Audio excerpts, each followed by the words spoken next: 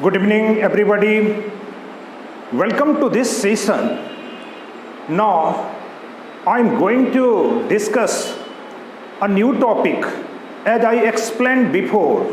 जैसा कि बहुत पहले नाउन और उसके डिफरेंट फीचर्स पर हमने चर्चा किया था कि नाउन होते क्या हैं, उसके कितने प्रकार होते हैं, और ख़ास करके इसको 3 अलग अलग चैप्टर्स में इस तरह से डिवाइड करके हमने अलग अलग लेक्चर बहुत पहले दिया था।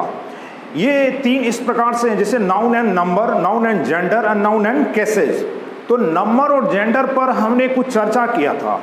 आज हम उसी कड़ी में नाउन एंड केसेज पर कुछ क्वेश्चंस ऐसा है जो आपके एग्जाम में बहुत पहले आया हुआ है, और ये एक प्रकार से देखा जाए तो कंसेप्चुअल है, जो आपको बोर्ड लेवल एग्जामिनेशन में और किसी भी कॉम्पिटिटिव एग्जामिनेशन के लिए पूर्णतः उपयोगी सिद्ध होगा। तो मैं समझता हूँ कि आज इसको आप देखेंगे और समझने का प्रयास करेंगे।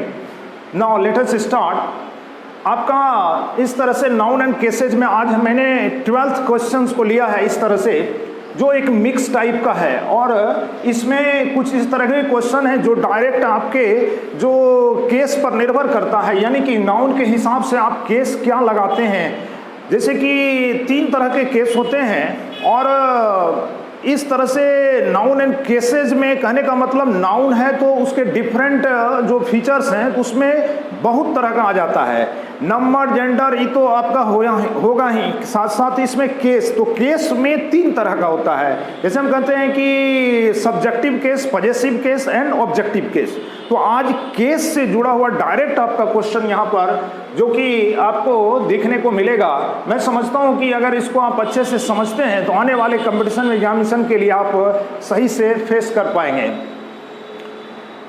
जहाँ तक फर्स्ट क्वेश्चन की बात है तो पहला नंबर क्वेश्चन है आपका, his son's in laws friend was ill so he went to see him.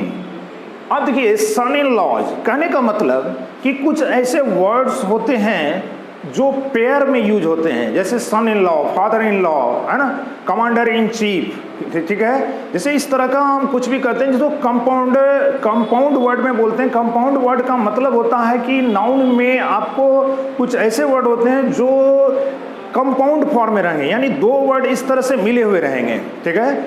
इसी प्रकार से कुछ ऐसे वर्ड होते हैं जो वर्ड और उसके प्रीपोजिशन के साथ जुड़े हुए होते हैं, तो उसका एक अपना विशेष अर्थ होता है। तो उस केस में जो मेन वर्ड होगा उस पर आप पोजीशन का ऑन लुकर्स पुल्डल बनाने में, लेकिन यहाँ पर केस है तो केस में आपको ये देखा जाता है कि जैसे son in law, father in law या इस प्रकार का कुछ भी, तो इस केस में आप जो है सन इन लॉ, यानी दोनों में इस तरह से आपका पोजीशन का प्रयोग नहीं किया जाएगा, यानी कि सन इन लॉ, यानी ये आपका सही माना जाएगा। इस तरह से सेकेंड वन आता है माई फ्रेंड, यानी कि इस केस में आपको यहां पर गलती है, ठीक है। नेक्स्ट आते हैं my friend suggested me that I should go home.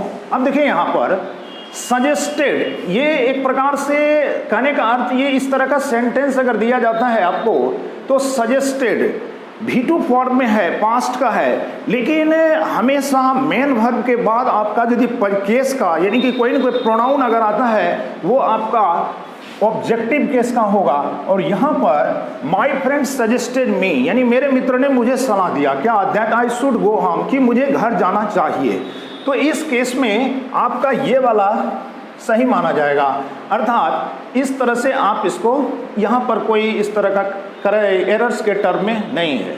Next one, the publisher said that he appreciated, यानी अप्रिशिएट का मीनिंग होता है बड़ाई किया, प्रशंसा किया, हिज एम्प्लॉइज। अब देखिए coming on time, coming on time का मतलब होता है समय पर आना, तो उसके कर्मचारियों के समय पर आना, मतलब कि उसके कर्मचारी नहीं, कर्मचारियों के। तो यहाँ पर जब कोई भी प्लूरल फॉर्म हम बनाते हैं और उसके साथ पोजीशन का अगर प्रयोग करते हैं तो उसके साथ हम सिर्फ, यानी कि अगर एस से एंडिंग हो रहा है तो उसमें हम तुरंत दोबारा एस नहीं लगाएंगे, बल्कि उसके साथ एपोस्ट्रोफी का सिर्फ प्रयोग करेंगे। तो इस केस में एम्प्लॉइज, क्लियर। तो यहाँ पर आपको देखना होगा, ठीक है। यानी कि एम्प्लॉइज कमिंग ऑन टाइम, कहने का मतलब इस पॉइंट पर आपको एरर्स दिया गया है। नेक्स्ट आता है India and America's present condition indicate that both the countries will have to face economic crisis. अब देखिए यहाँ पर भारत और अमेरिका यानी दो अलग अलग देश हैं और उनकी वर्तमान जो स्थिति है वो ये इशारा करती है कि both the countries will have to face economic crisis, यानी दोनों देश जो है वो आर्थिक समस्याओं का दोनों देशों को सामना करना पड़ेगा। तो कहने का अर्थ इस तरह का अगर एंड से जुड़ा हुआ दो नाउन है, अगर दोनों के बारे में हमको कहना होगा तो दोनों को अलग अलग पॉजिटिव केस से बताना होगा, यानी कि इंडियाज एंड अमेरिकाज। तो इस केस में तो एपोस्ट्रोफी एस लगा है, आपको यहां भी एपोस्ट्रोफी एस का प्रयोग करना होगा, तब जाकर के ये सही माना जाएगा। नेक्स्ट आते हैं, कहता है everything should be kept in their place. अब देखिए मैंने पहले भी कहा था कि इनडेफिनिट केस का प्रोनाउन अगर किसी सेंटेंस के आगे लग जाए तो उस केस में आपको इस तरह से केस का डिसीजन हमेशा उस सब्जेक्ट पर निर्भर करेगा। लेकिन चूंकि यहाँ पर एवरीथिंग है जिसका मीनिंग होता है प्रत्येक चीज, अर्थात चीज मीन्स कितनी चीज, और कोई इसका नंबर नहीं है, ये हमारा इंडेफिनिट केस में आता है और चीज हमारा न्यूट्रल जेंडर के केस में आता है। इसीलिए एवरीथिंग शुड बी केप्ट जब ये न्यूट्रल जेंडर के केस में आता है तो इसके लिए हम प्रोनाउन इट का प्रयोग करते हैं, और इस तरह से इट का जब प्रयोग करते हैं तो एवरीथिंग शुड बी केप्ट। और देखो यहाँ पर यहाँ पर देयर प्लेस नहीं होके इट्स प्लेस, कहने का मतलब कि चीज के लिए हम प्रोनाउन के रूप में इट का प्रयोग करते हैं और इट का पॉजिटिव केस होता है इट्स, तो अपने जगह पर, क्लियर।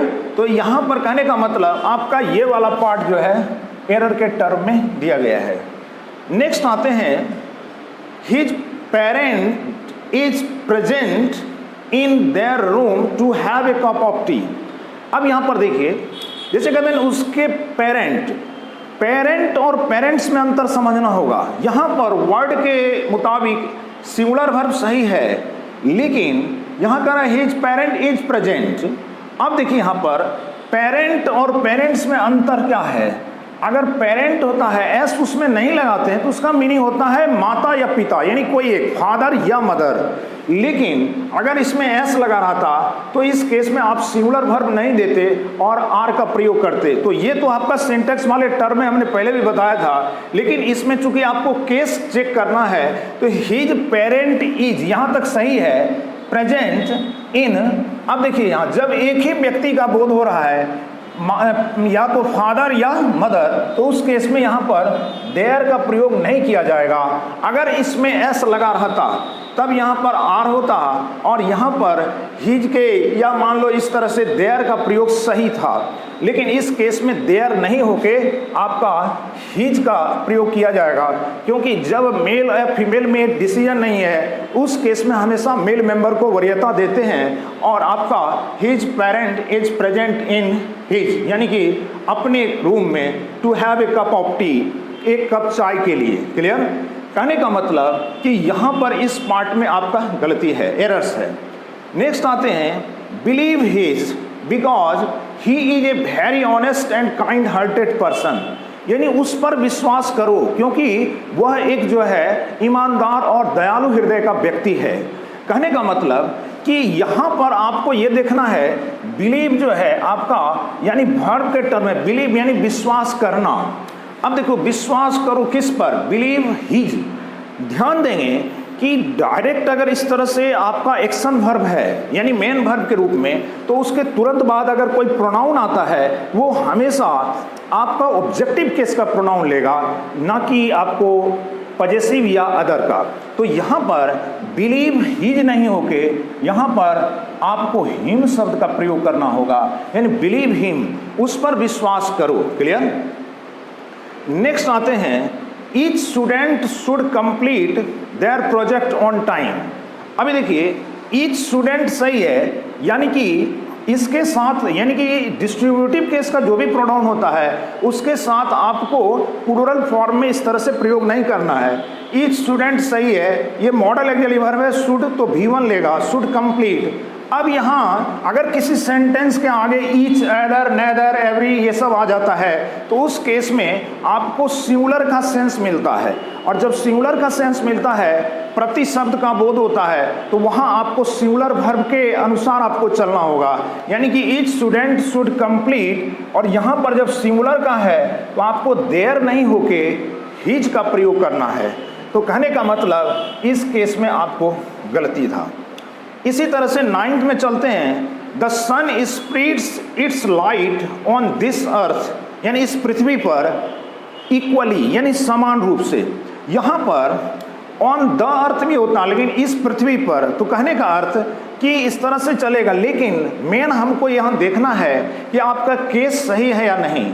यानी कि केस वाला फॉर्म द सन स्प्रेड्स, कुछ ऐसे ब्रह्मांड में जो बॉडी हैं जो यूनिक है और ओनली वन है, और उसके लिए उसके सिम्टम के आधार पर उनको या तो मेल मेंबर वाला प्रोनाउन से डिनोट करेंगे या फीमेल मेंबर। जैसे मान लो अगर मून रहता तो मून से शीतलता, मून हमारा क्या शीतलता का प्रतीक है, इसीलिए वहाँ पर आपको फीमेल वाला प्रोनाउन को यूज करना है, लेकिन यहाँ पर है आपको सन। तो कहने का मतलब सूर्य प्रचंडता, उग्रता, यानी कि उष्णता का प्रतीक है, गर्मी का, तो उससे हमको क्या मिलता है। तो कहने का मतलब इस बॉडी के अनुसार अगर देखा जाए तो इस केस में मेल मेंबर का प्रोनाउन हम लगाते हैं। यहाँ पर द सन स्प्रेड्स, अब यहाँ इट्स लाइट नहीं होके यहाँ पर हिज शब्द का प्रयोग करेंगे, और अगर यही मून रहता तब यहाँ पर आप जो है हर शब्द का प्रयोग करते। कहने का मतलब कि कुछ बॉडी ऐसे हैं जो उनके सिम्टम के आधार पर उनको मेल या फीमेल के कैटेगरी में बांटा गया है, और उसी के अनुसार वो केस अपना यूज होगा। तो कहने का अर्थ इस केस वाले फॉर्म में कभी भी कोई किसी के स्थिति में हस्तक्षेप नहीं करता, अर्थात जो जिस कैटेगरी का है वो उसी के ऑर्डर में चलेगा। तो कहने का मतलब कि इस तरह का कंसेप्ट आपको ज़्यादा से ज़्यादा ध्यान रखना होगा, क्योंकि कंपटीशन में इससे क्वेश्चन आता है। नेक्स्ट है a team of players must complete his responsibility honestly, यानी कि ए टीम ऑफ प्लेयर्स मतलब होता है किसी भी खिलाड़ियों के दल को, या ए टीम ऑफ प्लेयर्स एक खिलाड़ियों के दल को मस्ट कंप्लीट, यानी अवश्य पूरा करना चाहिए अपनी जिम्मेवारियों को, अपनी जिम्मेवारी को। क्लियर? और किस प्रकार से? तो ईमानदारी पूर्वक। ठीक है। कहने का मतलब कि ए टीम ऑफ प्लेयर्स यहाँ पर देखेंगे ये हमारा एक प्रकार से कंपाउंड, यानी कि इसे कलेक्टिव नाउन का बोध होता है। A team of players collective का, तो a team of players must complete. अब यहाँ पर देखना यह है कि जब भी कलेक्टिव नाउन का प्रोनाउन, इस कलेक्टिव नाउन का अगर सब्जेक्ट के रूप में आता है तो उस केस में हमेशा हम उसके लिए प्रोनाउन का केस इट से डिनोट करते हैं। तो जब इस पूरे के लिए आपको ईट का प्रयोग करना होगा, तो ईट का जब हम प्रयोग करेंगे तो ईट का पॉजिटिव केस चेक करेंगे, यानी कि अपनी जिम्मेवारी को। क्लियर? तो कहने का मतलब यहाँ पर आपको हिज के जगह ईट्स का प्रयोग किया जाना चाहिए। क्लियर? नेक्स्ट आते हैं, both of the students must complete his homework with in 5 days। अगर मैं कहता हूँ इस तरह से दो स्टूडेंट्स हैं और मैं कहता हूँ कि उन दोनों को इस यानी अपनी गृह कार्य को 5 दिनों के भीतर अवश्य पूरा करना चाहिए। कहने का अर्थ कि इस कंडीशन से अगर सेंटेंस का सब्जेक्ट बोथ है, मेनी है, सेवरल है, तो उससे प्लूरल का सेंस मिलता है। लेकिन इस सेंस में देखना होगा कि दोनों छात्रों को मस्ट कंप्लीट, तो दो व्यक्ति का अगर बोध हो रहा है तो यहाँ पर हिज वाला आपका नहीं आएगा, क्योंकि ही हमारा सिंगुलर फॉर्म है और यहाँ पर दो व्यक्ति की बात हो रही है। तो इस केस में आप जो है देयर का प्रयोग करेंगे। क्लियर? देयर। आते लास्ट क्वेश्चन, कहते the earth moves around the sun, everybody knows his facts. कहने का मतलब कि वो तथ्य को जानते हैं प्रत्येक व्यक्ति कि अर्थ क्या है और कैसे रोटेट करता है। तो कहने का यहाँ पर the earth moves around the sun, और फिर कहते हैं यहाँ कोमा के साथ एक एवरीबडी, यानी प्रत्येक व्यक्ति जानते हैं हिज फैक्ट्स। अब यहाँ पर देखिए जैसे कि प्रत्येक कोई भी स्टेटमेंट को बताने के लिए इस तरह का अगर रहता है तो उसको हम न्यूट्रल जेंडर केस से, खास करके इस केस में आप जो है न्यूट्रल जेंडर का केस इट से डिनोट करेंगे। तो यहाँ पर नोज हिज फैक्ट्स की जगह हो जाएगा इट्स फैक्ट्स। क्लियर? तो कहने का अर्थ कि जैसे इस तरह से रहता है कि the earth moves around the sun, everybody knows it, यानी इसे जानते हैं। तो इस केस में इसके तथ्य को जानते हैं। तो जब इट का प्रोनाउन हम लगाएंगे वहाँ तो इट का केस चलेगा, अर्थात इट इट्स इट होता है। तो यहाँ पर आपको एरर्स का टर्म दिया गया है। कहने का अर्थ कि किसी भी कंपटीशन एग्जामिनेशन में आपको इस तरह से लास्ट में आपको, यानी कि मैं बता दूं कि ये आपको स्ट्रेट वे में कंसेप्ट को समझ के रखना है। और कंपटीशन की भाषा क्या कहती है, आपको इस तरह से ए बी सी और डी में बांट दिया। अब आपको ABCD दे दिया है, आपका कंसेप्ट अगर क्लियर है तो आप आसानी से क्लिक कर सकते हैं। तो मैं समझता हूँ कि आज इस नाउन एंड केसेस के कुछ क्वेश्चन में जो कुछ भी आपको फैक्ट्स के रूप में प्राप्त हुआ है, आप उसको सही से चेक करेंगे, सही से आप इसको स्टडी करेंगे, और मैं समझता हूँ ये आपके आने वाले एग्जाम्स के लिए इम्पोर्टेंट है। और इसी के साथ आज का क्लास यहीं तक, नेक्स्ट क्लास में देखते हैं। और नाउन एंड केसेस के बाद नाउन एंड जेंडर, फिर इस तरह से आपको नेक्स्ट जो एक्सरसाइज होगा वो उस पर आधारित होगा। आज के लिए इतना ही। Thank you.